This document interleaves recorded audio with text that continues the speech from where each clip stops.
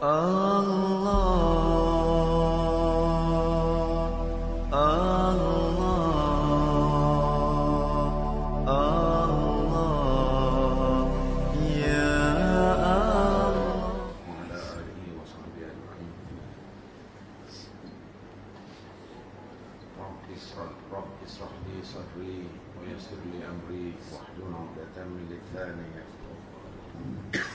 Subhanaka la 'ilma lana illa ma 'allamtana innaka antal 'alimul hakim.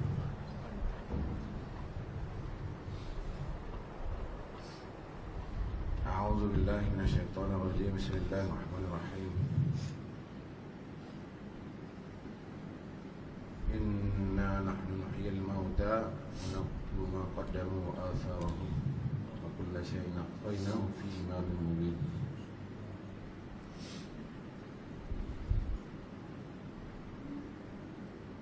Alhamdulillah.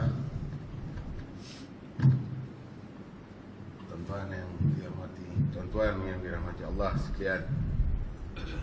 Ada puan-puan, ada puan ada kat dekat sana. Tuan-tuan dan puan-puan yang dirahmati Allah sekalian, syukur kita kepada Allah Subhanahu wa taala dengan limpah kurnianya, dengan rahimnya, dengan kasih sayangnya. Dia extend kita lagi satu hari. Kasih charge bateri daripada kom. Ada bateri lah. Kita kata kom lah. Allah bagi sambung lagi satu hari kehidupan kita. Nyawa kita yang sangat-sangat berharga, yang tak ada spare part di kedai kopi.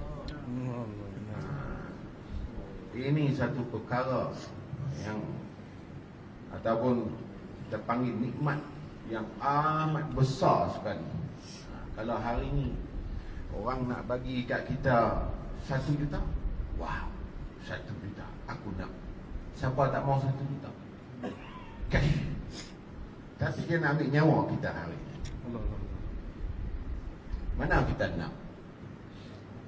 100 juta sekalipun dia nak bagi dekat kita hari ini. Tapi kalau dia nak ambil juga nyawa kita hari ini, maknanya 100 juta itu langsung tak ada makna bagi kita. Maknanya betapa berharganya nikmat ini yang kita tak rasa sedap, yang kita kadang-kadang kita buat macam tak macam berharga, tapi sebenarnya inilah yang sangat-sangat berharga. Kerana apa? Kerana kalau diambilnya nyawa kita hari ini, kalau dihitung balik dengan sejauh mana perjalanan hidup kita, kalau hari ini daripada umur 1 tahun sampai ke 30 tahun, kan? Berapa banyak amalan-amalan kita yang telah kita lakukan berbanding dengan 100 juta dengan satu nyawa yang kita compare tadi itu. Ataupun umur kita hari ini paling lama sikit pun 70 tahun. Kalau kita bandingkan balik dengan amalan-amalan kita, adakah kita sanggup untuk diambil nyawa kita hari ini? Ataupun adakah kita bersedia esok ataupun lusa ataupun tulan ataupun tunggu? Rasanya semua kita tak sanggup. Tak sanggup. Minta kalau boleh disambungkan lagi, dipanjangkan lagi. Mudah-mudahan, alhamdulillah, maka kita hari ini ada di sini. Kita semua berada di sini. Ini alhamdulillah, masya-Allah. Ahli syurga, masya-Allah. Amin. Tapi banyak macam berapa ramai lagi yang ada dekat luar hari ini tengah tidur tak bangun pun berapa banyak lagi. Jadi itu masalah kita ataupun bukan masalah kita, ataupun kubur masing-masing. Ini satu perkara kadang-kadang kita fikir bukan masalah kita. Tapi sebenarnya ini masalah kita semua. Sebab besok bila kita mati esok, baru kita sedar ini semua masalah kita yang perlu kita ambil berat, yang perlu kita ambil tahu. Tuan-tuan yang dirahmati Allah sekalian, memang kita tahu hakikatnya satu hari kita akan mati. Tetapi berapa banyak di antara kita semua memikirkan perkara ini, ataupun selalu hidup dalam diri kita, selalu hidup dalam pemikiran kita yang masa kita akan sampai, number kita akan naik, tapi kita tak tahu bila. Sebabnya kita tak tahu bila. Mungkin itu yang kita buat ambil tak kisah. Tapi tuan-tuan, kalau tuan-tuan pergi Mekah, di Madinah, masa tu baru tuan-tuan ingat. Lepas semayang waktu aja ada semayang mayat. Lepas semayang waktu aja ada semayang mayat. Tiap waktu. Tak pernah miss satu masa. Asal subuh je, lepas subuh mayat, semayang mayat. 4 takbir. Lepas zuhur saja semayang mayat. Lepas asar saja semayang mayat. Tiap waktu. Masa tu baru kita cus. Ini tiap-tiap waktu ni ada orang mati ni. Ini mungkin nama aku naik juga ke apa ke macam mana. Masa tu baru kat sana kita semangat nak beramal. Kita fikir kita punya time pun akan sampai. Cumanya masa tu baru kita fikir yang masa yang nak sampai dekat kita tu mungkin bila-bila masa. Tapi bila naik kapal terbang je, nampak sudah kapal merah, hilang. Turun-turun saja dah rasa lama lagi nak mati. Silap dia tak rasa dia nak mati. Kita cek balik tengok diri kita. Kita fikir tengok, kita cek balik hati kita ni.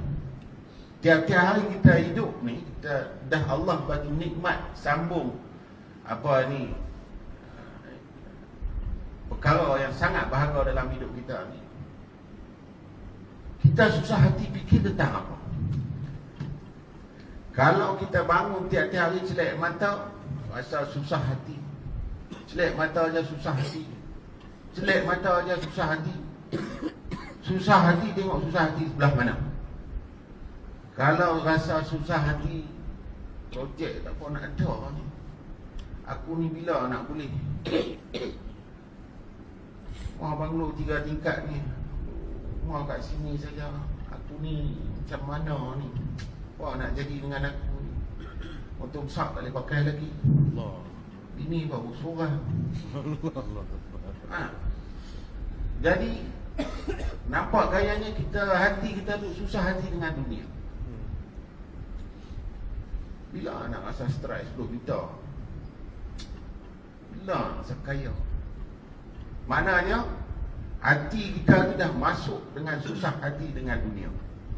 Maka fikir risau kita, susah hati kita dengan dunia. Jadi kalau kita buat check and balance dekat situ, maknanya kita dah,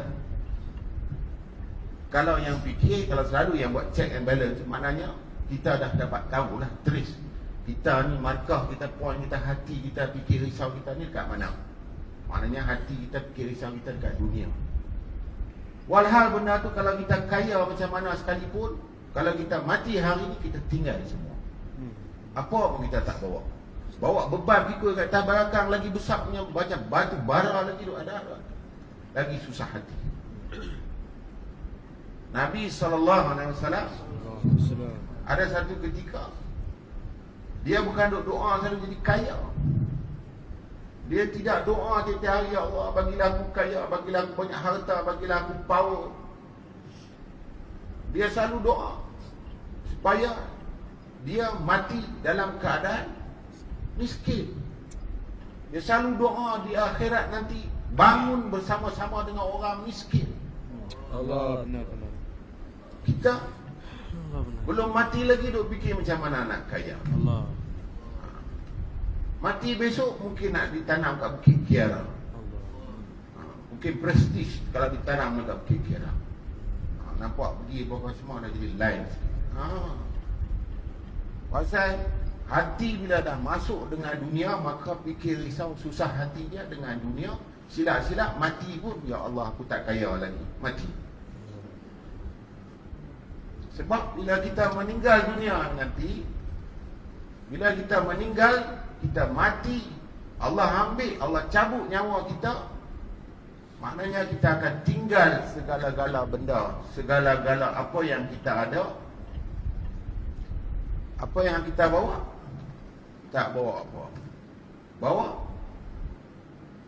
7 hasta. Apa? Bawa ni kain 7 hasta. 7 hasta. Lebih kurang lagu no? Ada tengok kita orang belajar tak siap pakai subat 7 hasta simpan kat kepala. Untuk bagi peringatan kat dia, hak ni aku nak bawa. Kerana apa? Kerana kalau kita ada banyak benda, maknanya kita akan memikul beban yang berat-berat sangat di atas belakang kita di akhirat esok.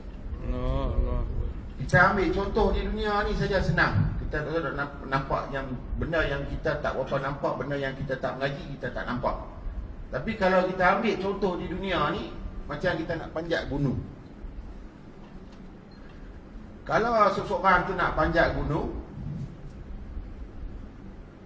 dia pikul banyak beg berat besar alam lepas daripada kepala dia. Jadi dia nak sampai ke kemuncak dia tu masalah. Berat beg. Nak naik payung. Berat. Susah. Kerana beg dia besar, berat. Mungkin dia boleh sampai ke atas puncak. Mungkin dia tak boleh sampai kat tengah jalan saja. Dia tergelincir jatuh. Berat, pengsan. Kerana dia pikul beban berat yang banyak. Jadi untuk nak memudahkan dia sampai kepada puncak, dia kena ada lus. Dia kena ada apa yang perlu saja untuk sampai ke puncak. Dia tak perlu bawa banyak-banyak barang. Dia perlu bawa apa yang sangat penting untuk dia. Air, bekalan-bekalan yang penting saja. Jadi benda tu, benda yang penting, benda yang ringan saja. Maka mudah bagi dia sampai kepada puncak. Cepat sampai. Begitu juga kita di akhirat besok. Apabila kita bawa terlalu banyak beban, banyak segala benda yang kita pikul, maka berapa ribu tahun kita akan sampai. Kita akan dihisap dengan segala benda. Makanya kita akan lambat berpuluh-puluh ribu tahun. Bukan puluh ribu tahun di dunia, berpuluh ribu tahun di sana, berbanding dengan orang miskin. Sebab tu Nabi SAW doa, apabila dibangunkan di akhirat nanti, bangunlah aku, bangkitkanlah aku bersama-sama dengan orang yang miskin. Kerana apa? Tak ada banyak masalah. You come here, nothing, no problem, very good. You, macam-macam. Ni mai kok mana, belanja kok mana, masuk kok mana, keluar kok mana. Semua kena banyak soal. Makanya masalah panjanglah kita nak sampai kepada syurga kita. Allah. Itu cerita dah sampai kepada syurga. Tapi mati besok bukan terus masuk syurga. Mati besok ni nak pergi kepada alam barzakh, alam kubur dulu. Berapa lama Ustaz? 40,000 tahun. 40,000 tahun. Ini hidup baru 45 tahun, 50 tahun, rasa lama lah. Lama sangat dah. Ya Allah. Ini nak kena masuk duduk dalam kubur 40,000 tahun. Yang bukan masuk duduk tidur saja. Tetapi kalau nak masuk tidur saja pun boleh. Kalau tak mau tidur saja pun boleh. Macam mana kita nak tidur dalam kubur, macam mana kita nak masuk dalam kubur kita, dalam perjalanan alam itu selama 40,000 tahun ni, lah kena fikir. Kalau sekarang kita tengah fikir, aku kecil sekarang ni, kalau boleh nak kerja keras sikit, mana tahu 5 tahun lagi, 10 tahun lagi, bilik aircon 2.5 horsepower, bilik besar, katil super duper king size. Kita fikir, tapi sebenarnya itu sementara yang kita akan tinggalkan, dan kita akan pergi ke satu alam yang lebih lama daripada kita hidup sini, iaitu 40,000 tahun perjalanan duduk dalam kubur situ. Macam mana kita nak? Lah kita kena fikir. Kalau kita nak rasa tilam super duper king, lah sekarang kita kena fikir. Kerana apa?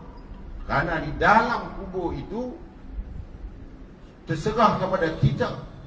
Kita semua tahu perjalanan yang 40,000 tahun itu, dia ada 2 cabang. Satu cabang macam mana yang kita nak dalam kubur kita. Satu cabang yang macam mana yang Allah warning, memberi amaran dekat kita. Kalau kita nak rasa selesa, sekaranglah kita kena usaha. Kalau kita tak usaha sekarang, apabila kita masuk kepada dalam kubur besok, dia main dengan ular sebesar-besar alam. Ada tokak kita setiap hari. Tokak ni bukan kata tokak sikit-sikit saja. Dia punya Nabi SAW bagi dia punya orang kata hint, bagi dia alamat-alamat sikit bila dia kena tokak dengan ular tu. Setitik saja dia punya bisa dia, kalau disembur dekat dunia ni, setitik saja sembur kat dunia ni, nescaya tak ada satu rumput pun tumbuh sampai hari kiamat. Allah. Baru setitik bisa. Ya Allah. Allah. Berapa lama? 40,000 tahun. Ketekung, Allah. hancur, jadi balik. Allah. Lepas tu bila dah rasa macam tu, baru duk sedih kat dalam kubur. Ya Allah, kalau aku tahu macam ni, bagilah aku satu hari balik ke dunia pun tak apa nak. Duk minta, ya Allah, kalau aku tahu macam ni, dah tak boleh buat apa. Lambat. Masa tu dah lambat. Dah tak boleh buat apa lagi. Jadi ini perlu kita kena fikir. Tak payah susah payah, kita mesti kena fikir, sebab kita semua tahu yang menghidupkan, yang mematikan ada Allah SWT. Kita tengok, kita lihat kejadian Allah ambil nyawa ni macam-macam cara. Ada yang mati putus kepala, ada yang mati dalam senyum, macam-macam. Tapi kita tak fikirkan yang kita pun akan mati. Adakah kita fikir kita ni nak mati macam mana? Adakah kita ni usaha kita ni nak mati macam mana?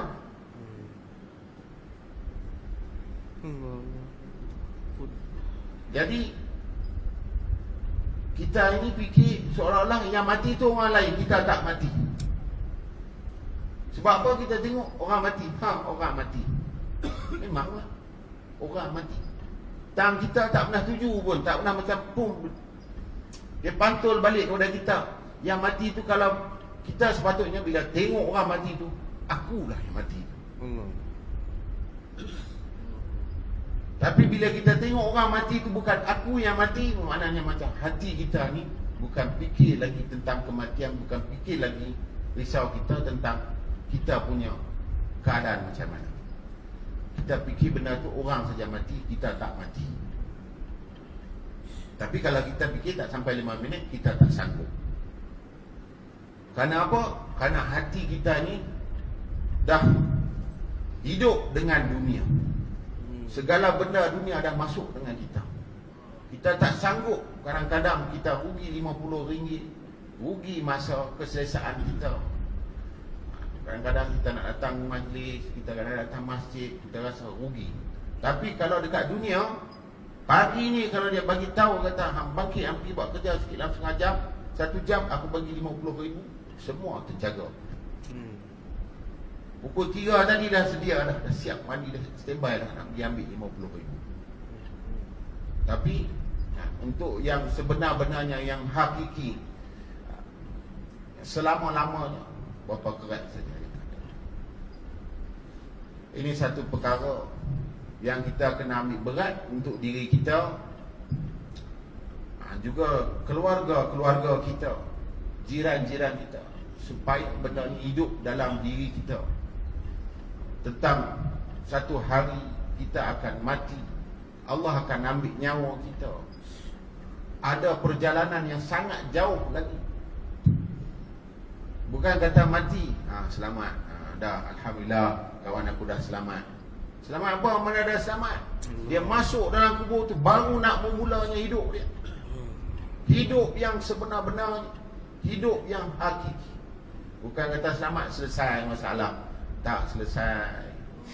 Kalau kita mengaji, masuk dalam kubur tu 3 langkah orang balik saja dah bunyi lah macam-macam. Lembu kebau pun tak berani nak cerita. Kalau dia cakap, dia cakap je lah. Kau tak dengar ke? 3 langkah selepas orang balik daripada situ, sampailah malaikat.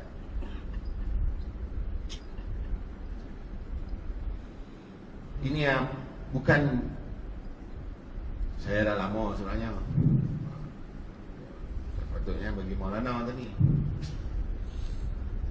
tak tahu nak cakap apa kan. Fikir-fikir. Baru ni saya balik daripada umrah. Jadi benda tu saya nampak, dia recall balik. Sebab sebelum ni kita dah lama tak pergi. Jadi bab mati ni tak berapa sangat nak hidup dalam mati. Tapi benda bila dah kita pergi Madinah, Mekah ni, benda tu Allah tunjuk, Allah zahirkan memang tiap-tiap waktu. Dan masa ketika itu dekat sana baru benda tu hidup dalam diri kita. Yang mati ni akan datang, akan sampai, Allah akan ambil nyawa kita pada bila-bila masa saja. Jadi inilah pentingnya untuk kita sentiasa ingatkan kepada diri kita, keluarga-keluarga kita, jiran-jiran kita, tentang bekalan untuk kita nak bawa harta kita yang kita akan bawa untuk bertemu dengan Allah Ta'ala. Tak ada lain, amalan. Jadi amalan yang paling penting, amalan yang paling utama, amalan yang Allah Subhanahu Wa Ta'ala akan tanya kepada kita, amal ibadat yang pertama-tama sekali bila kita masuk kubur nanti. Tak ada benda lain. Solat, sembahyang.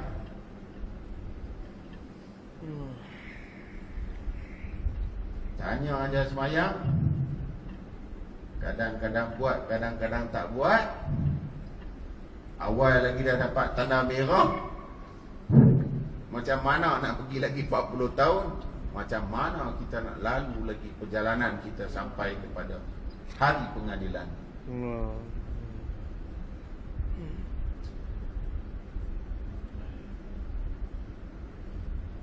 Nabi SAW bagi tahu, tiket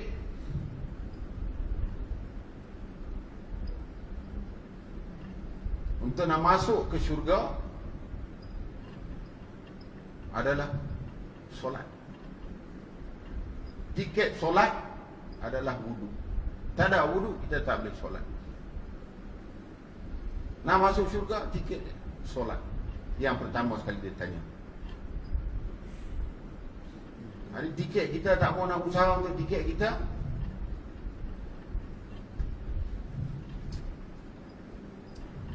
Susah Allah. Tapi itulah, kita ni manusia biasa. Apabila disebut dengan manusia biasa ni, bila sebut tentang hal-hal dunia sikit saja, kita akan masuk sangat dalam hati kita, hidup dalam hati kita. Lama-lama benda ni kalau kita tak fikir, kita tak ambil penting, dia akan jadi terhakis dalam hati kita. Makanya hati kita hidup dengan dunia saja, akhirat kita akan tinggal. Tak ada hidup dalam hati kita. Tetapi kalau kita selalu fikir, ambil fikir risau bimbang tentang akhirat kita, dengan secara sendirinya dunia itu tak ada masalah bagi kita. Sama ada kita banyak harta ke, Sama ada kita kurang harta ke, sama ada kita ni biasa-biasa saja, tak ada masalah bagi kita. Allah bagi nikmat dengan cara kita selalu mengingat dengan Allah Subhanahu Wa Taala. Sampai satu ketika nanti apabila Dajjal, Allah keluarkan Dajjal nanti, Dajjal turun, dia bagi kita susah, tak ada makanan 5 bulan. Kalau tak makan, apa lapar, apa miskin kan, apa kebuluh kan, aku boleh bagi makan. Masa tu kalau dia bagi makan, kita ambil, kita mengaku dia Tuhan, habis. Hari ni kita 3 hari tak nak makan, kita 4 hari tak nak makan pun kita susah hati. Susah hati, fikir bimbang, fikir risau kita. Macam mana ni nak makan, tak ada, ni tu tak ada. Baru 3 hari, belum lagi diuji sampai 10 hari. Sama juga buka puasa. Ha. Esok nak buka puasa, hari ni dah fikir dah menu apa. Bukan hari ni nak buka puasa, esok, lusa kan ada menu siap dah. Allah. Kita makan, nak buka puasa ni pukul 3, pukul 4 dah fikir dah nak pergi beli apa. Balik lorok penuh meja, 3-4 jenis nasi, apa biryani lah, ayam panggang, ayam golek lah, pukul 3. Ulama-ulama wali ni, selagi tak masuk waktu, selagi tu dia tak mau terima makanan. Kalau dia pergi mana-mana, kalau dia ada duduk di mana majlis apa ke, orang sedekah, orang bagi makanan apa semua, sebelum buka otak, Allahu Akbar, Allahu Akbar, dia tak ambil, tak makan. Bukan hak dia. Dia akan tunggu bila masuk waktu tu ada makanan, itulah rezeki dia, itulah untuk dia, baru dia makan ketika tu. Kalau sebelum-sebelum tu memang dia tak ambil. Kita makan pun selagi sahur, makan baru boleh 3 pinggan. Man, buka puasa 4 pinggan. Macam mana kita nak rasa puasa kita? Sahur kurang-kurang makan ikut sunnah, makan apa? Itu kita kena belajar supaya kita akan dapat, kita makan ala-ala kadar untuk kita rasa perut kita lapar. Susahnya orang dulu bersusah payah, tak ada makanan dan sebagainya. Kita kalau boleh nak berapa jam? 12 jam 4 pinggan kot. Kan, makan sumbat-sumbat.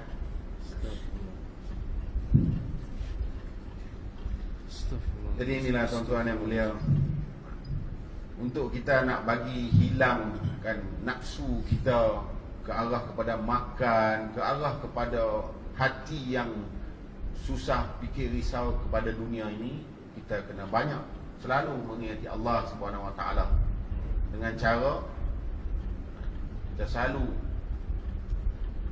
berzikir. Bukan saja satu masa nanti kita ni akan kenyang, makanan kita ni hanya dengan zikrullah, tetapi untuk nak senangkan hati, untuk nak legakan hati kita, untuk tenangkan hati, hanya dengan selalu mengingati Allah Subhanahu Wa Taala. Benar.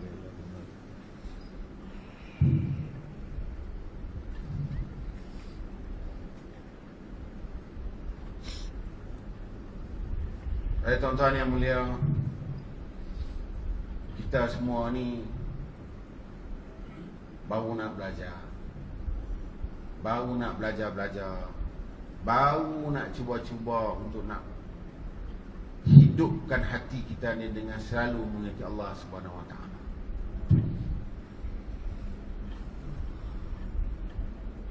Jadi benda ni kena sentiasa berterusan. Nak hidupkan hati kita untuk selalu mengingati Allah Subhanahu Wa Taala, kita selalu kena duduk dalam majlis, kita selalu kena datang program-program agama, solat berjemaah dan sebagainya. Baru perkara ini ada, akan timbul suasana dia dalam diri kita. Kalau kita duduk dalam suasana yang cara lain, maknanya kita akan dapat suasana lain. Kalau kita duduk dalam salat agama, suasana yang selalu mengingati Allah Subhanahu Wa Taala, insya-Allah hati kita akan hidup dan suasana itu akan hidup. Jadi ini amat penting, perlu kita usahakan untuk diri kita selalu datang kepada majlis agama, selalu datang kepada masjid, solat jemaah dan sebagainya untuk diri kita.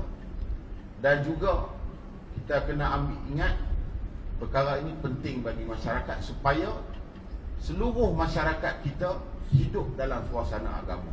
Bila seluruh masyarakat keluarga kita hidup dalam suasana agama, dah tak ada lagi perasaan yang macam kita nak pakai kepiah rasa malu, nak pakai benar-benar perkara, nak buat perkara-perkara sunnah rasa asing. Sekarang bila kita pakai